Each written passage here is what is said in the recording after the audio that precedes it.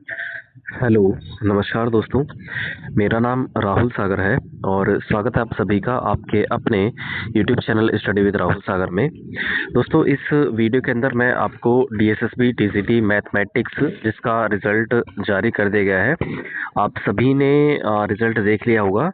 कुछ बच्चे हैं जो मेरे से बात कर रहे हैं कि सर इसकी ना फाइनल कट ऑफ को लेकर के बता दीजिए, क्या कितना एक्सपेक्टेशन हो सकती है टीजीटी मैथमेटिक्स की जो फाइनल कट ऑफ है वो कितना बढ़ सकती है। ठीक है, आप सभी को पता है कि वैकेंसीज इसमें अच्छी खासी थी अगर हम कंपेयर करें अदर टीजीटी सब्जेक्ट्स को लेकर के, जिनकी जो कट ऑफ है वो बहुत हाई गई है। आप चाहे टीजीटी नेचुरल साइंस उठा करके देख लीजिए, चाहे टीजीटी हिंदी उठा करके देख लीजिए, और टीजीटी सोशल साइंस की तो बात ही अलग है। उसको देखोगे तो सच में बहुत ही ज़्यादा हाई गई है। इतनी एक्सपेक्टेशन नहीं थी जितना कि वहाँ पर कट ऑफ ई डोजर के लिए चली गई है। ठीक है, लेकिन हम बात कर रहे थे यहाँ पर टीजीटी मैथमेटिक्स को लेकर के, तो इसमें थोड़ी सी राहत है। राहत की वजह केवल यही है कि इसके अंदर जो वैकेंसीज है वो बहुत ज़्यादा है अगर हम कंपेयर करें अदर अदर सब्जेक्ट्स की अगर हम बात करें तो।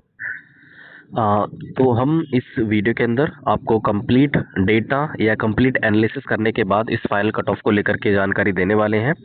तो चलिए दोस्तों, वीडियो की शुरुआत करते हैं, लेकिन इससे पहले ना आप सभी से एक छोटी सी रिक्वेस्ट है। अगर आपने अभी तक हमारा यूट्यूब चैनल सब्सक्राइब नहीं किया है तो प्लीज़ हमारे यूट्यूब चैनल को सब्सक्राइब कर लीजिए और बेल आइकन को भी प्रेस कर लीजिएगा, ताकि जो हमारी आने वाली लेटेस्ट अपडेट्स हैं उनको आप आसानी से देख सकें। दोस्तों, इस वीडियो के डिस्क्रिप्शन बॉक्स में आपको एक टेलीग्राम चैनल का लिंक भी मिल जाएगा, आप चाहें तो उसे भी फॉलो कर सकते हैं। कि उस टेलीग्राम चैनल पर हम आपको डीएसएसपी के द्वारा कोई भी ऑफिशियल अपडेट आती है या अनऑफिशियल अपडेट आती है या कोई ऐसी जानकारी जो हमें हमारे सीक्रेट सोर्सेज के माध्यम से मिलती है, तो वो आपको सबसे पहले वहां पर प्रोवाइड करा दी जाती है। ठीक है, आप यकीन मानिए आपके लिए जो टेलीग्राम चैनल है वो बहुत बेनिफिशियल होने वाला है, क्योंकि हम केवल और केवल डीएसएसपी को ही टारगेट नहीं करते हैं, जो अदर एजुकेशनल डिपार्टमेंट्स हैं उनको लेकर के भी वहाँ पर टाइम टू टाइम जो भी अपडेट होती है या जो भी एजुकेशनल न्यूज़ होती है वो आपको सबसे पहले वहाँ पर प्रोवाइड करा दी जाती है। ठीक है दोस्तों, तो चलिए बात कर लेते हैं इसके फाइनल कट ऑफ को लेकर के। टीजीटी मैथमेटिक्स आपके जो सामने स्क्रीन पर देख पा रहे हैं, ये इसके रिजल्ट का नोटिफिकेशन है, जो 1 जून को आ गया था। 1 जून 2026 को जारी कर दिया गया था, जिसका नोटिस नंबर 1630 था।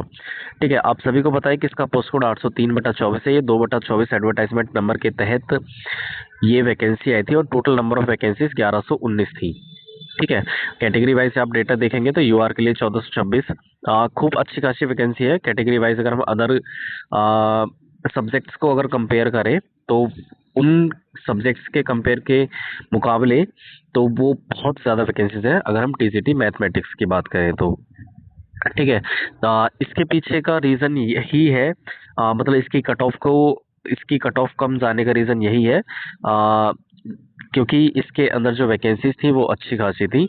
अगर आप अदर सब्जेक्ट उठा करके देखोगे तो उसमें बहुत अच्छी खासी कट ऑफ गई है। ठीक है, यहाँ पर देख लेते हैं आप जो वैकेंसीज का डेटा दिया हुआ है।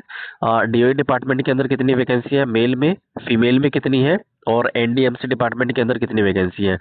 यहाँ पर आपको वो कैंडिडेट्स दिए गए हैं जो शॉर्टलिस्टेड हुए हैं ई डोजर के पर्पस के लिए। जैसे यूआर कैटेगरी से टोटल 874 कैंडिडेट्स हैं जिनको शॉर्टलिस्टेड किया गया है ई डोजर की कॉल के लिए। ओबीसी से 94 है, एससी से 315 है, एसटी से 215, ईडब्ल्यूएस से 58, और पीडब्ल्यूबीडी कैटेगरी की बात करें तो कैटेगरी ए से 2, कैटेगरी सी से 9, टोटल 1567 कैंडिडेट्स हैं जिनको ई डोजर के लिए कॉल आया है, या हम बोल सकते हैं कि ई डोजर के लिए वो शॉर्ट लिस्टेड हुए हैं। ठीक है, लगभग लगभग आप मान करके चल सकते हैं 1.5 गुना है। 1.5 गुना से भी बहुत कम कैंडिडेट्स हैं जिनको शॉर्ट लिस्टेड किया गया है टीजीटी मैथमेटिक्स के लिए, जिसके पीछे का रीज़न यही है कि इसकी जो फाइनल कट ऑफ है वो बहुत कम होने वाली है, क्योंकि इसके अंदर इतना कंपटीशन आपको नहीं देखने के लिए मिलेगा। आप यहाँ पर मेल की कट ऑफ को देखें तो नॉर्मलाइज्ड जो कट ऑफ मार्क्स है मेल के यूआर कैटेगरी के अंदर 107.98 है, यानी कि 107.98 है। अगर मैं इसकी फाइनल कट ऑफ की बात करूँ यूआर कैटेगरी में, तो वो जा इसकी जो यूआर कैटेगरी की फाइनल कट ऑफ रहेगी वो लगभग लगभग आप मान करके चल सकते हैं 115 से 16 के आसपास इसकी फाइनल कट ऑफ रहेगी मेल के लिए। कितना? 115 से लेकर के 116 के बीच इसकी फाइनल कट ऑफ रहने वाली है। ठीक है, फीमेल यूआर कैटेगरी की अगर मैं बात करूं तो इसकी जो ई डोजर के लिए कट ऑफ गई है वो 117.25 गई है, यानी कि मेल से 10 नंबर ज़्यादा है लगभग, आप मान करके चल सकते हैं। अगर मैं इसकी फीमेल की यूआर कैटेगरी की फाइनल कट ऑफ की बात करूं तो वो लगभग आप मान करके चल सकते हैं 125 से 27 के आसपास आपकी जो फाइनल कट ऑफ रहेगी। ठीक है, बात कर लेते हैं ओबीसी कैटेगरी की। ओबीसी कैटेगरी के अंदर जो मेल की कट ऑफ गई है वो 78.12 गई है। अगर मैं इसकी फाइनल कट ऑफ की बात करूं ओबीसी के लिए, वो लगभग आप मान करके चल सकते हैं 84 से लेकर के 86 के आसपास आपकी फाइनल कट ऑफ रहने वाली है मेल के लिए। अगर मैं वहीं पर फीमेल की बात करूं तो फीमेल के लिए जो इसकी ई डोजर की कट ऑफ गई है वो 81.46 गई है। इसकी फाइनल कट ऑफ की बात करूं तो फाइनल कट ऑफ इसकी मान करके चल सकते हैं आप 87 से 89 के आसपास अगर आपके नंबर है तो आप सेफ जोन के अंदर है। ठीक है, उसके बाद एससी कैटेगरी की अगर मैं बात करूं तो एससी कैटेगरी में 94.12 ई डोजर के लिए गई है। अगर मैं इसकी फाइनल कट ऑफ के बारे में बात करूं तो फाइनल कट ऑफ इसकी 101 से लेकर के 102 के आसपास अगर आपके है तो आप सेफ जोन में है। अगर वहीं पर फीमेल कैटेगरी की बात करूं तो ई डोजर के लिए इसकी 67.29 गई है।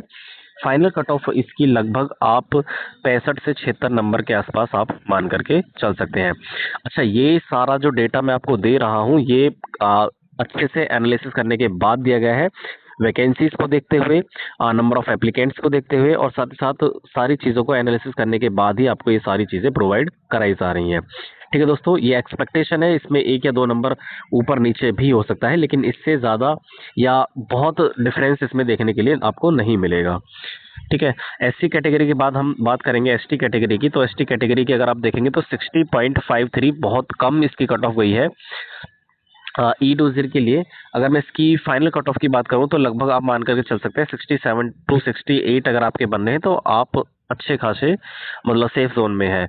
अगर 69 पॉइंट, एक सेकेंड, 69.10 सॉरी 01 गई है इसकी फीमेल की ई डोजर के लिए। अगर मैं इसकी बात करूं फाइनल कट ऑफ की तो फाइनल कट ऑफ लगभग आप मान करके चल सकते हैं 77 टू 78 के आसपास अगर है तो वो सेफ है।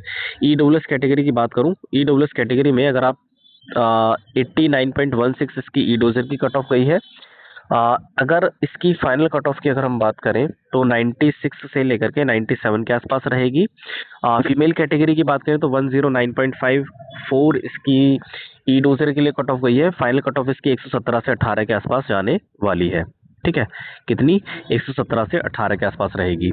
पीडब्ल्यूबीडी कैटेगरी की बात कर लेते हैं। पीडब्ल्यूबीडी कैटेगरी ए के अंदर 89.99 इसकी ई डोजर के लिए कट ऑफ गई है।